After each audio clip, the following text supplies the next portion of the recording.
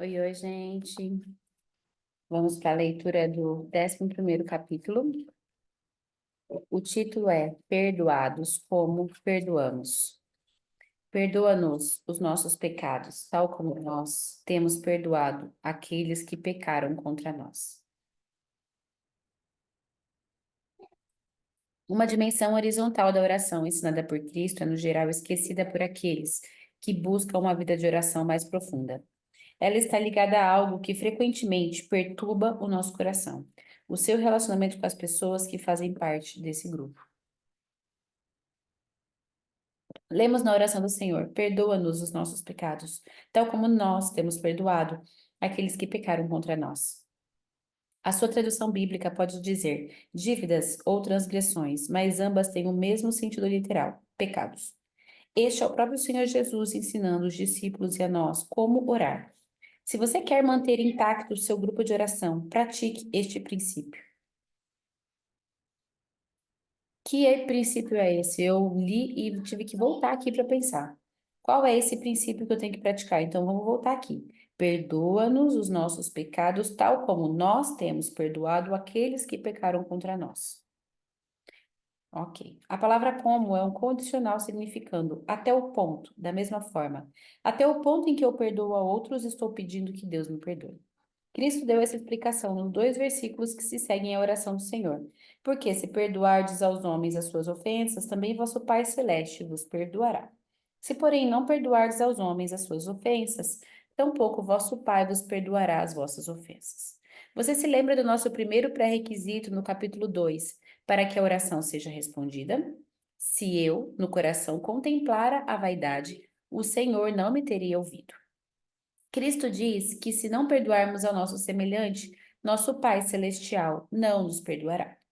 E se fizermos isso, nossos pecados irão impedir que Ele ouça nossas orações intercessórias. Elas serão inúteis. Assim sendo, a não ser que mantenhamos um bom relacionamento com as outras pessoas, não poderemos atuar como intercessoras eficazes, é óbvio. Vamos recordar agora uma outra coisa contida no capítulo 2. Deus sempre ouve as orações do pecador penitente, quando ele confessa seus pecados e busca a Cristo como seu Salvador. Deus também ouve a súplica para perdão dos pecados daquele que já é cristão. Mas para nós, o fato de nos recusarmos a perdoar alguém já é em si um pecado. Não podemos estar em comunhão com Deus, nem ser intercessoras eficazes, se abrigarmos em nós o pecado de um espírito que não perdoa, mesmo que tenhamos confessado todos os demais pecados. Esta é uma lição muito difícil de aprender por parte de alguns, mas ela é muito importante. Em outra ocasião, enquanto ensinava seus discípulos a orar pela fé, Jesus os advertiu com palavras severas: ouça-me. Vocês podem orar pedindo o que quiserem, e se crerem, vocês receberão.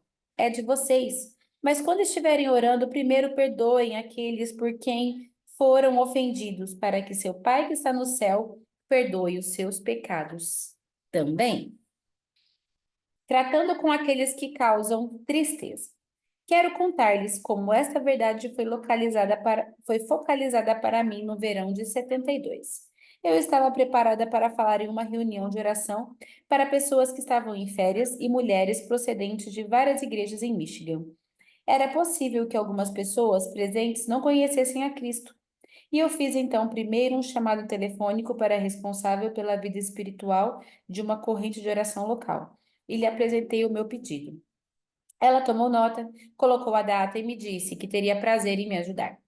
Sentindo-me ainda a necessidade de oração, em especial, telefonei para outra corrente local e também para a minha antiga corrente de oração em Rockford, pedindo o seu apoio. Quando eu voltei para casa, telefonei para as correntes de oração, a fim de que dessem graças pelas bênçãos que eu recebera na reunião de oração. A responsável pela vida espiritual, com quem eu falara no meu primeiro chamado, ficou calada durante alguns segundos. Depois disse: Olhe, nós não oramos. Eu exclamei: Não oraram? Não, um dos membros afirmou. Não pedimos por oradores nesta corrente de oração. Eu fiquei estupefata e percebi que aquela mulher estava vendo as necessidades de oração apenas com seus olhos físicos e não espirituais, pois tratava-se de uma necessidade espiritual. Essa pessoa que tinha autoridade suficiente para impedir que uma oração fosse transmitida através de uma corrente inteira bloqueou-a e ninguém recebeu o pedido. Como eu reagi? Como um ser humano, admito que estava errada, mas eu fiquei magoada durante muitos dias. E minha vida espiritual? Só posso explicar dizendo que se tornou frágil como a palha. Se você quiser que seu grupo se dissolva, torne-se como a palha. Fique aborrecida com alguém, como eu fiquei. Logo depois deste incidente, meu marido e eu tiramos umas férias. Deveria ter sido um período maravilhoso de comunhão com Deus, mas eu não conseguia me aproximar dele em oração. A minha leitura bíblica não tinha significado. Minha vida espiritual inteira continuava parecendo palha. Eu me remoía por dentro e me sentia perfeitamente uma miserável. Folheei a minha Bíblia, mas sem descobrir nada que me agradasse.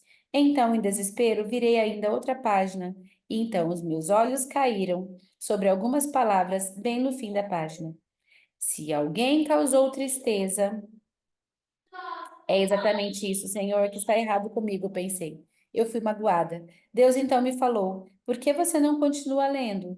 Então eu li, acabando por descobrir uma fórmula para curar aquela minha enfermidade. Presta atenção que isso aqui é poderoso. Lembro-me da página exata em minha Bíblia, 214. Foi ali que Deus me encontrou. Essa prescrição foi especial para mim como indivíduo e é para você também individualmente, assim como para o seu grupo. Ela irá manter intacto o seu grupo de oração e sua corrente de oração. A passagem bíblica é, segundo Coríntios 2, de 5 a 11. Ora, se alguém causou tristeza, sim, aquela mulher me causou mesmo tristeza. Apesar de inocente, eu continuava magoada e sofrendo. Basta-lhe a punição pela maioria. Compreendi de repente que ela estava sendo criticada não só por mim, mas por outras que tinham sabido da sua recusa em permitir que o meu pedido fosse incluído na corrente de oração. As notícias tinham se espalhado. De modo que deveis, pelo contrário, perdoar-lhe. Eu vi que tinha de perdoar, pois Deus não estava ouvindo as minhas orações. Eu tinha pedido perdão a ele, mas não tinha perdoado a pessoa que me magoara. Essa fórmula aqui é boa, hein? Orei então. Pai, dá-me forças para perdoar essa pessoa. Ele fez isso e eu perdoei imediatamente. E confortá-lo. Fiquei chocada, eu sabia que a palavra confortar indicava encorajamento, além de alívio da tristeza. Mas, Senhor, eu disse, fui eu a magoada. Devo então aliviar a tristeza dela? Senhor, alguma coisa está errada. Não, disse ele, você deve consolar, encorajar e aliviar a tristeza, para que não seja o mesmo consumido por excessiva tristeza. Senhor, queres dizer que a pessoa que me magoou talvez tivesse razão para agir assim?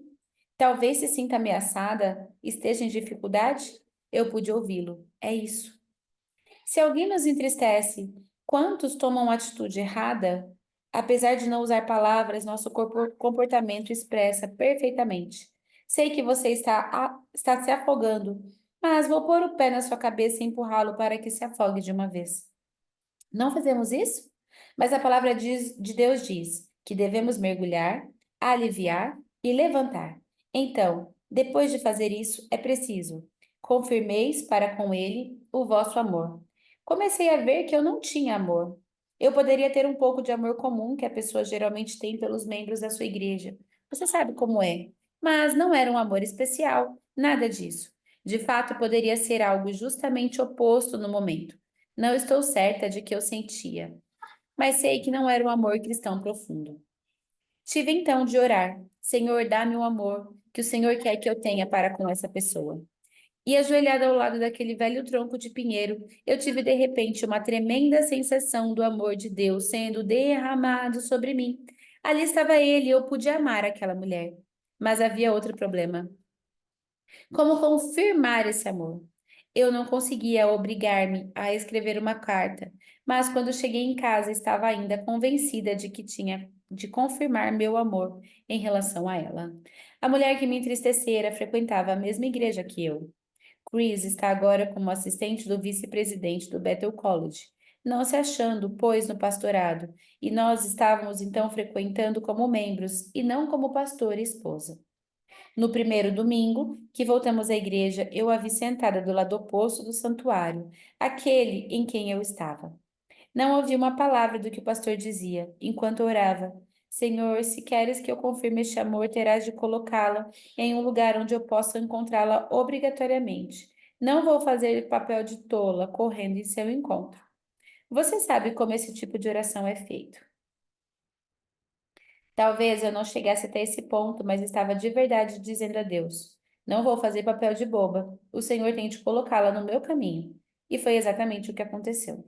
No fim do culto, abri as grandes portas duplas que ficavam na parte de trás do santuário e quase derrubei-a. Ali estava ela.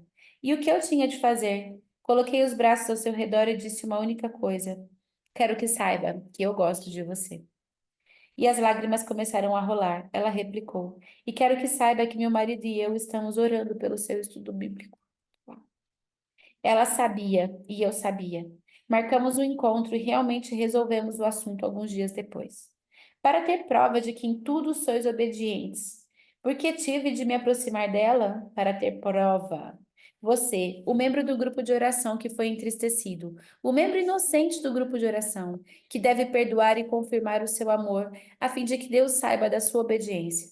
Não a pessoa que causou a tristeza, mas a inocente que foi entristecida para que Satanás não alcance vantagem sobre nós. Esta é a coisa mais amedrontadora. Não há nada que o inimigo deixe de fazer para que nossos grupos de oração se perturbem, pela nossa falha em perdoar e confirmar o nosso amor. Jamais sejamos culpados de permitir que ele ponha o pé na porta, pois não ignoramos os seus estratagemas. Isto é para todos. Eu tinha dado uma aula na escola dominical sobre o perdão, e na manhã daquele dia, depois do culto, um líder leigo que estivera na aula me disse: quero que saiba que dois homens em nossa igreja se reuniram depois da escola dominical e resolveram um velho problema que havia entre eles e que deveria ter sido solucionado há muito tempo. Um homem que frequentou um de nossos seminários tinha emprestado a um parente US$ 70, apesar de esse dinheiro lhe fazer falta. Ele falou comigo sobre os seus sentimentos depois de uma sessão sobre perdão. Evelyn, disse ele, acabo de dizer a Deus que agora perdoo aquela pessoa que me pediu dinheiro emprestado alguns anos atrás e nunca mais falou sobre o assunto. Eu estava ficando cada vez mais amargurado, mas agora sei que devo ir e confirmar meu amor a esse parente. Quando chegar em casa essa noite, vou procurar aquela nota promissória de US$ 70, escrever nela, quitada, e depois colocá-la no correio. Peça a Deus que traga hoje à sua mente aquela pessoa que a magoou e que você não perdoou. Ore e peça a Deus que a perdoe pelo pecado de não ter perdoado essa pessoa. Perdoe agora essa pessoa, pedindo a Deus que lhe dê a força e a capacidade para isso, caso seja necessário. Peça então a Deus o amor que Ele quer que tenha por essa pessoa que a entristeceu. A seguir, peça a Deus que lhe mostre como você pode confirmar o seu amor a essa pessoa. Aguarde em silêncio pela resposta dele. Ore, prometendo a Deus que fará tudo o que ele lhe disse. Então faça. Nosso último capítulo será amanhã. Se chama Corrente de Oração por Telefone. Vamos orar. Pai, eu te agradeço por já estarmos praticamente concluído esse livro. Nós estamos nas últimas páginas, é o último capítulo. E eu posso afirmar que a leitura desse livro mudou a minha perspectiva. Eu entendi muitas coisas sobre a oração, mas eu entendi mais ainda sobre a comunicação, sobre a conexão com Deus. Eu te agradeço por aquele momento em que eu abri esse livro, e eu te agradeço mais ainda por ter escutado que eu não deveria lê-lo sozinha. Que as mulheres que estão aqui assistindo, participando desse momento, elas também sejam fortemente incomodadas a partilhar daquilo que o Senhor tem entregue e feito na nossa vida. Eu agradeço pela vida de cada uma, em especial aquelas que estão hoje sendo minhas mentoradas de alguma forma, por se desafiarem, por querer crescer, por se tornarem melhores pessoas, por se tornarem filhas amadas. Obrigada, Pai, por esse tempo, por esse dia de hoje, por essa leitura. É com certeza um dia especial para a nossa vida, que nós possamos fazer da melhor maneira e aproveitar esse dia em cada minuto, cada segundo, cada hora que a gente passar. Hoje, no sábado, dia 15 de junho, eu novamente afirmo e reafirmo o meu compromisso, Pai, em pregar o Evangelho, pregar as boas novas, pregar a liberdade, da maneira que o Senhor colocou no meu coração. Que mais pessoas recebam essa mensagem, que mais pessoas entendam que, ao se conhecerem, ao acessarem aquilo que o Senhor tem para elas, elas vão descobrir como te amar, como te ouvir e como se comunicar com o Senhor.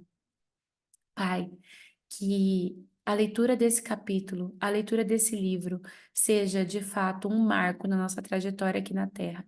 Que a gente lembre disso por muitos e muitos anos, porque nós não vamos parar nesse livro. Então, que isso seja de verdade apenas o começo dessa jornada. Eu te agradeço. Em nome de Jesus, amém. Um beijo para vocês, minhas lindas. Até amanhã, nosso último capítulo.